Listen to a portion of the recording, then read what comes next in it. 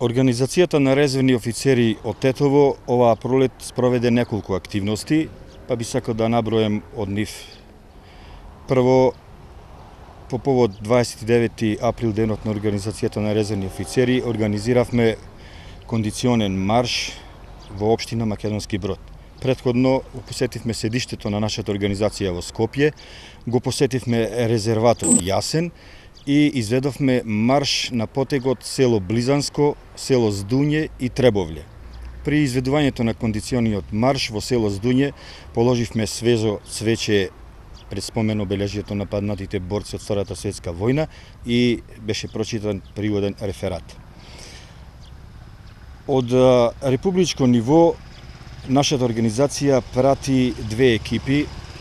Едната екипа учествуваше на регионалниот марш кој се изведе на потегот Кичево-Демир-Хисар и државниот надпревар гаѓање со автоматска пушка. Тоа се изведе пред една недела. Нашата екипа тука постигна солидни резултати. Денеска изведуваме кондиционен марш на потегот село Рогачево и местноста Калуџер.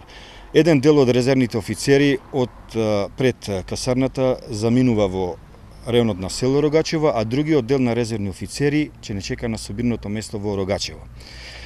Кондициониот марш е во должина од неколку километри и имаме предвидено неколку точки за работа, така да при завршување на кондициониот марш имаме предвидено тема